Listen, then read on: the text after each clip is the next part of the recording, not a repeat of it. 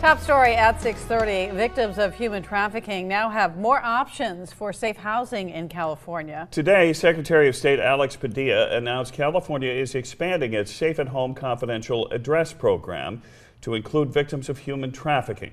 New online tools could make it easier for victims to find and access resources through a new map feature. This comes as the YWCA of Monterey County opened a safe house on the peninsula thanks to a $1 million grant. It is a major milestone because before this safe house, human trafficking victims would have to travel as far as Fresno or the Bay Area to get this kind of protection. Action News reporter Sierra Starks has the story.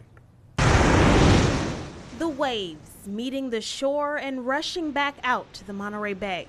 That freedom, it's a far cry from the bondage Deborah Rush found herself in 20 years ago when she went away with the man who would become her trafficker. I had quite simply some condoms tossed on the bed and told that this is what was going to happen. I began to backpedal, and that's when I went through one of the most horrific experiences definitely in my life. I went through what is known as the breaking process. He laughed and said that I had effed up and that this was pimpin' B.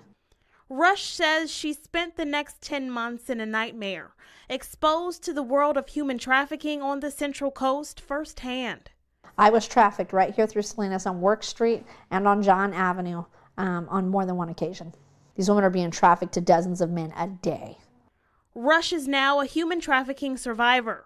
Her nonprofit, Breaking the Chains in Fresno, provides a safe house for other victims of human trafficking, the first step for them to get rescued from that lifestyle. And now, for the first time, a safe house exists here on the Central Coast. Now, we can't tell you where it is because of the women's safety, but we can tell you exactly what it means for the people on the front lines in the fight against human trafficking. It's so vital to have the safe house that we have in place because the Central Coast is one of the main circuits for human trafficking, and they do not realize the deep levels of trauma that are so intrinsically ingrained into these girls, the levels of shame and bondage that they're in. They have the option of coming with us, knowing that they don't have to be moving around, every single day.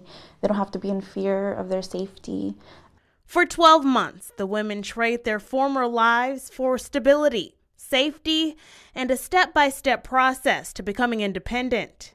At the Central Coast Safe House, Betsy Garcia is their guide. So I think that it's really important for us to remember that we have to kind of build them up. We have to give them confidence. We have to remind them. If they don't have a purpose, yes, you do. You have to kind of remind her what it is that they want to do in life. What was it that you wanted to do before all these things happened to you? Renewing purpose and providing protection to the human trafficking victims ready to take the first steps toward freedom. In Seaside, Sierra Starks, KSBW.